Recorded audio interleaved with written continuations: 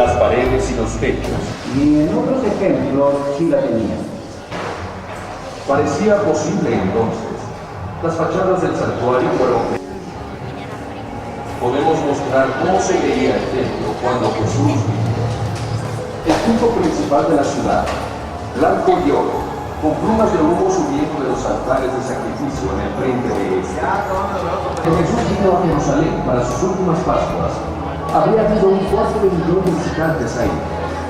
Jerusalén estaba llena en toda su capacidad. Y mientras los peregrinos se involucraban con las materias espirituales, la vida diaria de esta ciudad del desierto era dictada por algo mucho más fácil. La necesidad del agua. Darle la bienvenida, cantando y ondeando sus manos. Muchas de las personas eran seguidores, pero la ciudad estaba llena de personas que venían para celebrar las fiestas de la Pascua. La población normal de Jerusalén en los tiempos de Jesús probablemente estaba por debajo de los 30.000. Y durante el tiempo de los festivales, están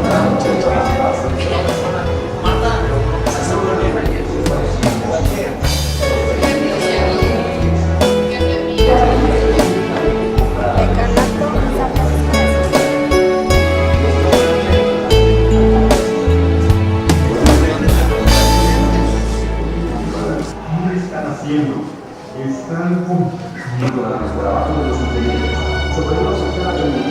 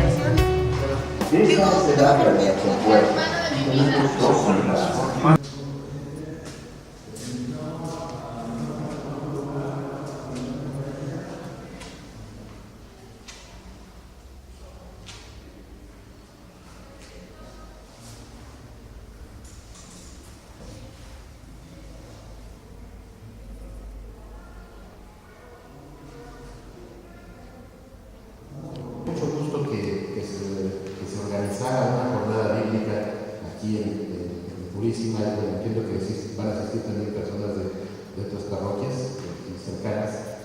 Bueno, porque a fin de cuentas, la palabra de Dios es esencial en nuestra vida cristiana. Y cuando hablamos de la palabra de Dios, ya sabemos que no nos referimos solamente a la Biblia, pero ciertamente cuando abrimos la Sagrada Escritura, cuando la leemos con fe, cuando la leemos dentro de la fe de la Iglesia, sabemos que estamos encontrándonos con Cristo, que Él es la palabra viva de Dios. Aquí está muy hermosamente representada esta imagen de Cristo, que es camino, verdad y vida. Así es lo que dice allí en el libro que tiene Cristo en sus manos. Yo soy camino, verdad y vida. La palabra de Dios es fundamental para nuestra vida cristiana. No podemos ser de verdad cristianos si no tenemos un encuentro vivo con la palabra de Dios. Y un encuentro vivo con la palabra de Dios que debe ser constante, permanente. Un encuentro vivo con la palabra de Dios que vive en la iglesia. La iglesia es la casa de la palabra. Así podemos decir, si nos preguntaran qué es la iglesia católica, qué es la iglesia en la que tú crees, en la que vives, es la casa de la palabra. Allí la palabra de Dios es viva y eficaz, como dice allí en el Nuevo Testamento en la carta a los Hebreos. Bueno, pues, hubo un sínodo de los obispos sobre la palabra de Dios. ¿Qué es un sínodo de los obispos? Pues es una reunión de obispos de todo el mundo, hagan de cuenta como si fueran representantes de los obispos de cada país, por ejemplo de aquí de México, fueron a participar algunos de nuestros obispos a esa reunión en Roma, junto con el Papa, en ese tiempo el Papa Benedicto XVI, para reflexionar sobre la importancia que tiene la palabra de Dios en la vida y en la misión de la Iglesia. Y bueno, pues ahí estuvieron 3 semanas reflexionando, orando, haciendo oración con la palabra de Dios, para ver qué es lo que la palabra de Dios nos pide que vivamos en nuestra iglesia, en nuestra comunidad. Porque debemos tener bien en claro una cosa: en nuestra iglesia el que guía es la palabra de Dios, Cristo. Y todos nosotros, desde los obispos, desde el Papa, los obispos, los sacerdotes, los fieles laicos, todos tenemos que ponernos juntos a la escucha de la palabra de Dios para poder descubrir cuál es la voluntad de Dios y qué es lo que Él quiere que vivamos y que hagamos como parte de nuestra misión, que es evangelizar, llevar la palabra de Dios, compartir la experiencia que tú has tenido de encuentro con la palabra, llevarla y compartirla con otros que no han tenido ese encuentro, que no han tenido esa experiencia y que viven a lo mejor un cristianismo muy pobre, a lo mejor hasta están en riesgo de perder su fe o ya la han perdido porque no han encontrado a Cristo, que es la palabra de Dios, que le da sentido a nuestra vida de fe. Bueno, pues allí estuvieron nuestros obispos reflexionando. Después de que ya terminaron ellos, el trabajo continuó, de tal manera que 2 años después, el Papa Benedicto, todavía en ese momento, nos entregó este documento que se llama La Palabra del Señor, Verbum Domini por su nombre en latín, un documento que ustedes ven está un poquito amplio, porque es la reflexión y son las orientaciones que nos ofrecía el Papa en ese momento, la palabra de Dios. ¿Cómo debemos vivir en la iglesia? La relación con la palabra. ¿Dónde encontramos la palabra de Dios? ¿Qué debemos hacer una vez que hemos escuchado la palabra de Dios? Y aquí yo les comparto una experiencia que yo tuve en torno a ese tiempo. Yo estaba en ese momento como vicario en una parroquia. Me dice: oiga, padre, aparte yo quisiera decirle algo más. Bueno, pues dígame. Mire, yo quisiera pedirle permiso, fíjense ustedes, permiso para irme y poder participar en las reuniones de una secta protestante que me han invitado mucho. Y yo, ¿cómo le voy a dar permiso de que vaya a una reunión de una secta protestante? Bueno, pero yo creo que el Señor me iluminó, la dejé que terminara, ¿verdad? Antes de regañarla y de agarrarla a coscorrones. ¿Cómo cree que la voy a dejar irse con una secta protestante? Primero me dijo el motivo. Me dijo: es que mire, la verdad, yo vengo a misa aquí a la iglesia, pero siento que a veces a nuestro momento de encuentro con el Señor en la Eucaristía le falta calidez. Siento como que nada más venimos, estamos en misa y vámonos y ya. Y por ejemplo, mire, allá en esas reuniones, bueno, porque le confieso que ya fui a una, allí leemos la Biblia, la explican muy bonito, te reciben de una manera muy, muy acogedora, muy amigable, te toman en cuenta, te dicen: te vamos a ir a visitar, para que vayas conociendo la Sagrada Escritura, la Biblia. En cambio, aquí en la Iglesia Católica no lo hacemos.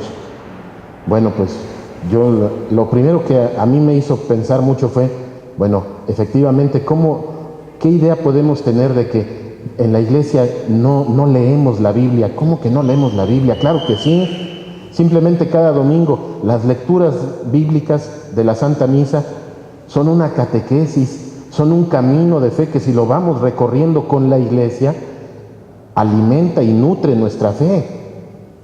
Otra cosa muy diferente es que a veces vamos a misa con una actitud muy apática.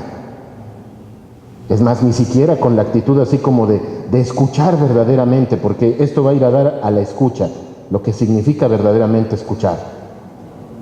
Si de entrada tú te quedas fuera del templo en la Santa Misa, porque para eso hay bocinas, ¿no? Entonces yo acá afuera me quedo, acá sentado en las bancas del jardín afuera del templo, hasta acá se oye, y como decimos que es escuchar misa, pues entonces estamos cumpliendo. No solamente es escuchar de esa manera, implica mucho más. Y esta señora me siguió explicando los motivos y me dijo una frase que a mí como sacerdote me golpeó mucho. Me dijo, es que no he encontrado a Cristo en la iglesia. Digo, yo no sé qué sientan ustedes, si ustedes también, a lo mejor algunos de ustedes me imagino son laicos comprometidos que participan en apostolados, en sus comunidades, en sus parroquias. Si de repente alguien les dijera, fíjate que no he encontrado a Cristo en la iglesia, pues es algo que nos debe hacer cuestionarnos. ¿De qué manera estamos viviendo nuestro cristianismo? Si alguien de nuestra comunidad se siente tentado a irse porque no ha encontrado a Cristo aquí. Y la iglesia, yo decía hace un momento, es la casa de la palabra. No tienes que irte a la secta protestante, no tienes que irte con los Hare Krishnas o con los budistas o con la yoga para encontrar paz. Cristo es nuestra paz. Y esa convicción de fe que nosotros tenemos es lo que tenemos que participar y compartir. La alegría de tener fe, la alegría de tener esperanza, la alegría de habernos encontrado con Jesucristo. ¿Y a Jesucristo dónde lo vamos a encontrar? En la palabra, en la Eucaristía, en la iglesia.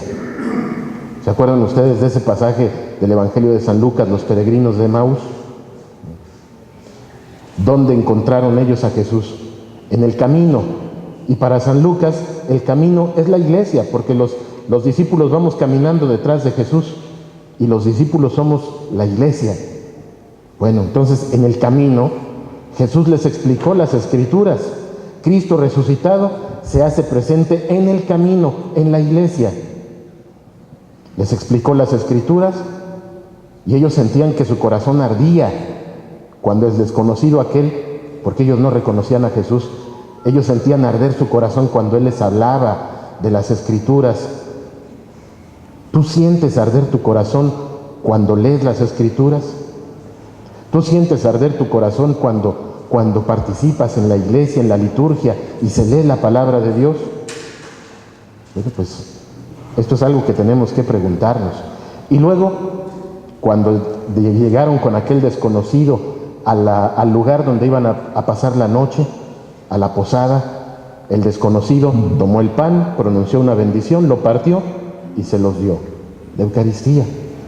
Tomar, bendecir, partir y dar. Es la Eucaristía. En ese momento ya no lo vieron, como nosotros ahora no vemos físicamente a Jesús, pero sabemos que Él está presente con nosotros.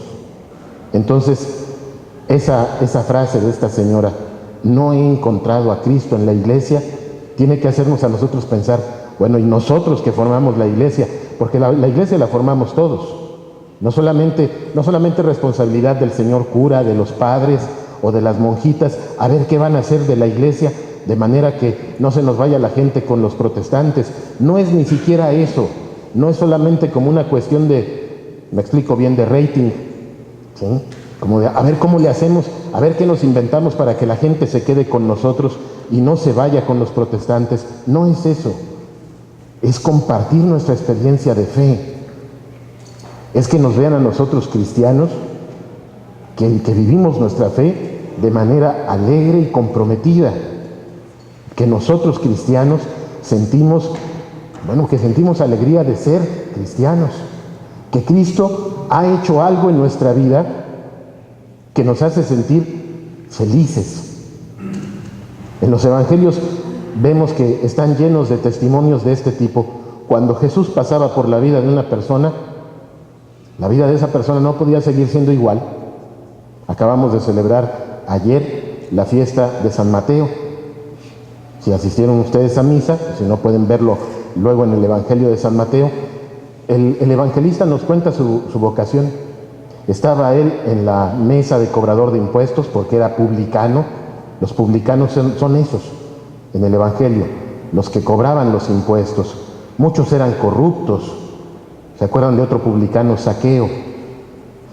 Cuando él recibe la visita de Jesús, le dice, si a alguien le he robado algo, le voy a restituir 4 veces. Un hombre rico a través de la extorsión y de la corrupción. Mateo, quién sabe, a lo mejor él también era de esos corruptos. El chiste es que era cobrador de impuestos. Él estaba ocupado ahí de cuánto pagas allí con los papeles. Jesús pasó por la vida de ese hombre y con una palabra, sígueme. Con esa palabra le cambió la vida. Ya no fue Leví el publicano, fue Mateo, el apóstol, el evangelista, el que nos ha dejado ese precioso testimonio de fe que es el Evangelio de San Mateo. Necesitamos que Cristo pase por la vida de cada uno de nosotros y que luego, una vez que ha pasado por la vida de cada uno de nosotros, nosotros hagamos también que Cristo pase por la vida de muchas personas.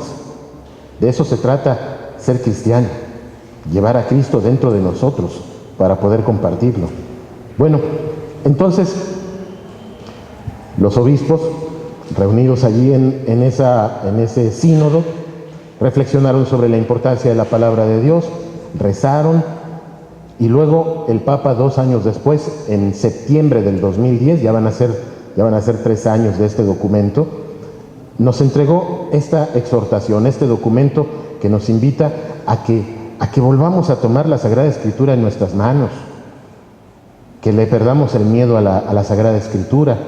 Todavía hay muchos ambientes en nuestra iglesia, a pesar de que ya son 50 años del Concilio Vaticano II, y que de allá viene todo esto, la invitación a acercarnos a la palabra de Dios, a nutrir nuestra fe de esa palabra. Todavía hay muchos ambientes en donde cuando ven a alguien con una Biblia, dicen, yo creo que ese es protestante. Yo creo que ese es protestante porque trae la Biblia. No soy protestante, soy catequista, soy de la pastoral familiar, estoy en algún otro apostolado en la iglesia, y claro que la Biblia tenemos que leerla, y no nomás porque yo soy de un grupo apostólico, es que necesitamos leerla. Otra cosa también muy hermosa cuando vemos a las personas, a los fieles laicos que con su misal diario van llevando también ese camino, esa comunicación de fe, esa catequesis de la palabra de Dios de todos los días. Todos los días necesitamos el pan de la palabra, así como todos los días necesitamos comer, todos los días necesitamos alimentar nuestra fe de esa manera. Y aquí, al final de este documento, es el número 122 de la Verbum Domini, de ese documento, la palabra de Dios. Se nos habla de esta manera, miren, escuchen.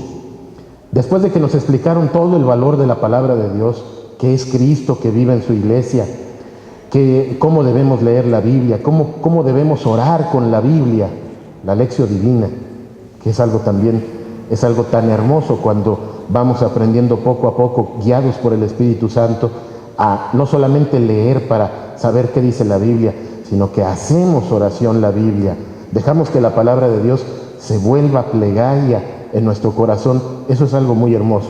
Bueno, después de hablarnos de todo esto, decía el Papa al final: por eso, nuestro tiempo ha de ser cada día más el de una nueva escucha de la palabra de Dios y de una nueva evangelización.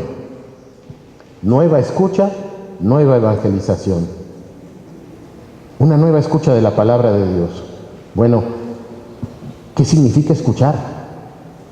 Fíjense que en nuestro tiempo, y aquí dice claramente, en nuestro tiempo, en nuestro tiempo tenemos tantos avances en las comunicaciones, desde estas cositas, los teléfonos celulares, que lata nos dan en las misas, los teléfonos celulares que suenan, y parece así como un concurso de a ver quién trae el último tono aquí para el teléfono.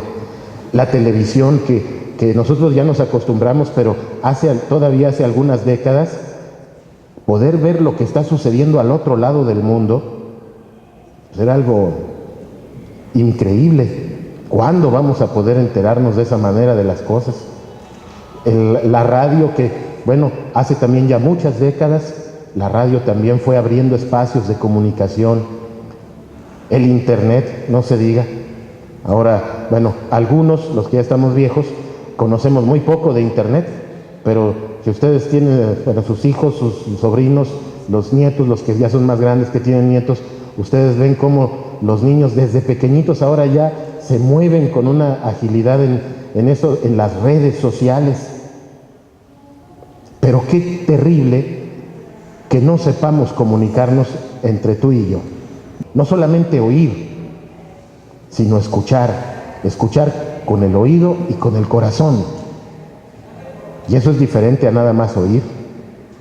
A veces tú puedes tener esa experiencia cuando le estás hablando a alguien y no te está haciendo caso. Pues sí, oyó que estuviste hablando así un bla, bla, bla, como que... ¿Pero qué dijo? Sabe, no me importa. Sí. Eso significa no saber escuchar. Entonces, escuchar quiere decir el oído y el corazón, la mente, abrirnos a la comunicación auténtica que es ahora con la palabra de Dios. En la carta a los Hebreos, yo decía hace un momento, se nos dice, la palabra de Dios es viva y eficaz, es más cortante que una espada de doble filo, penetra hasta lo más profundo del corazón, hasta allá tiene que llegar la palabra de Dios, para que sea viva, para que sea eficaz, para que transforme nuestra vida. Cuando no escuchamos así, no le perdemos sentido a la palabra de Dios. Y fíjense ustedes, escuchándola de los mismos labios de Jesús, hubo quienes no le hicieron caso. Allí en el Evangelio de San Juan hay una parte, que es el capítulo 6, donde Jesús habla del pan de vida.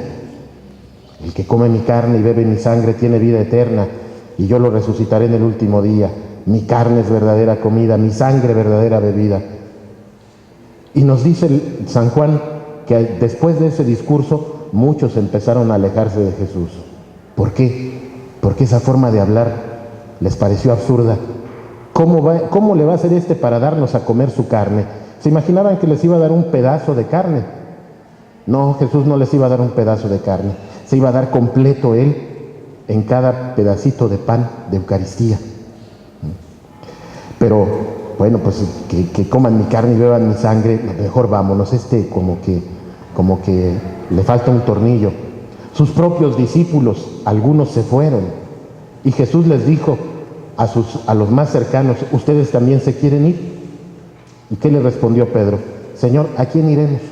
Solo tú tienes palabras de vida, y nosotros hemos creído que tú eres el Hijo de Dios. Solo Él tiene palabras de vida y de vida eterna. Y por eso vemos que hoy en día hay tanta gente que vive triste, que vive deprimida, porque le falta vida, porque le falta la vida de Dios, porque en su corazón no han recibido la palabra del Señor. Entonces, escuchar significa eso, abrir el corazón, no solamente el oído, el corazón, la mente. Escuchar la palabra de Dios supone ponernos frente a Jesús y decirle, habla, Señor.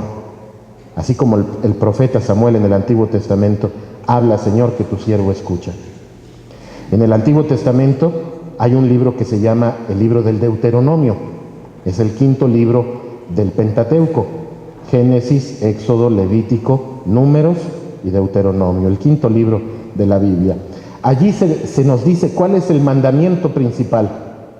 Sabemos que a Jesús le preguntan en el Evangelio, ¿cuál es el mandamiento más importante de la ley? Y Jesús dice, es el mandamiento del amor.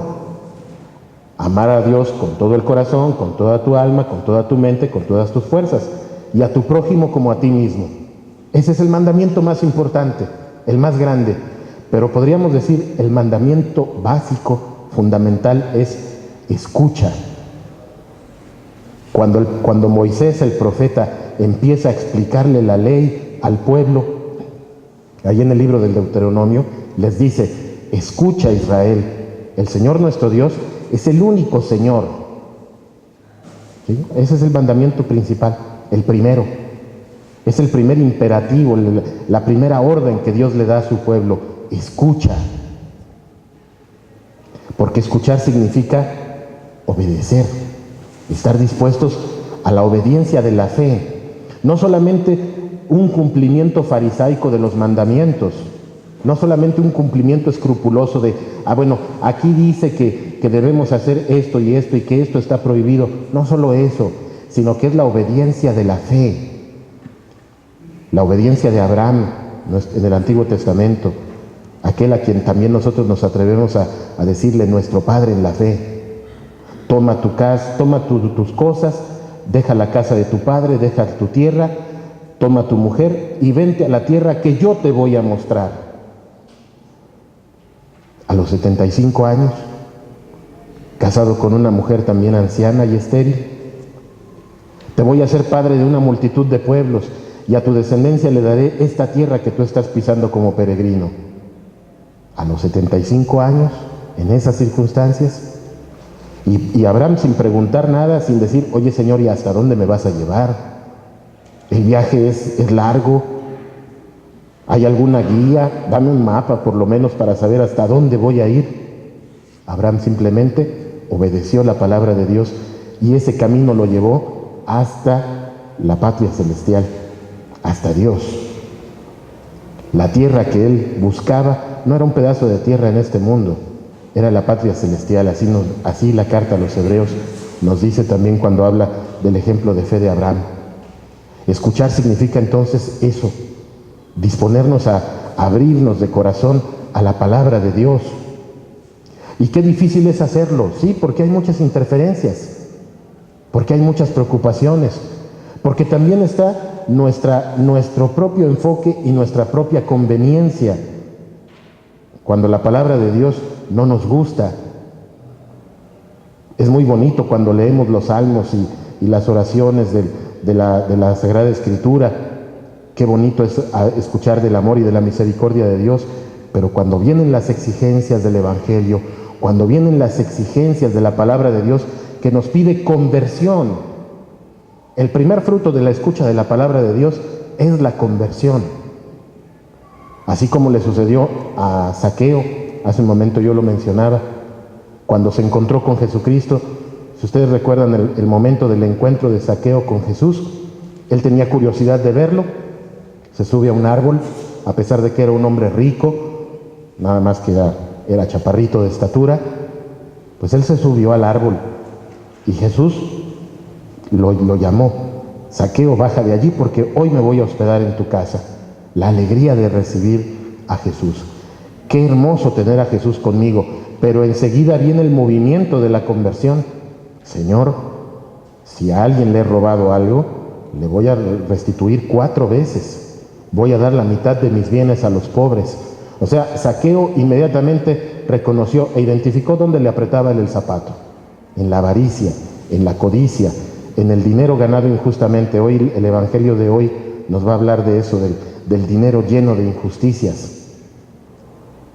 La conversión, reconocer el amor tan grande de Dios nuestro Padre que se ha manifestado en Cristo nuestro Salvador, y por lo tanto, si mi corazón está mirando hacia otras cosas, voltearlo hacia Dios, referir toda mi vida hacia Dios. Es un trabajo difícil, no es algo nada más de un ratito. A veces ese es el problema que tenemos en la pastoral, en la iglesia, cuando, por ejemplo, tenemos un retiro querigmático, o simplemente un retiro, y a lo mejor, o los cuaresmales, en el tiempo de Cuaresma, y a lo mejor a alguien la palabra de Dios le pega en el corazón, y sí se hace el propósito: bueno, yo quiero ahora vivir mejor, quiero ser mejor cristiano. Pero cuando se va dando cuenta que el camino es difícil, porque es el camino de la cruz, la conversión es el principio del camino de la cruz. Cuando se va dando cuenta que es difícil, que es pesado, pues sí, muchos cristianos, como decimos, tiran la toalla y dicen: no, mejor le sigo como estaba, porque es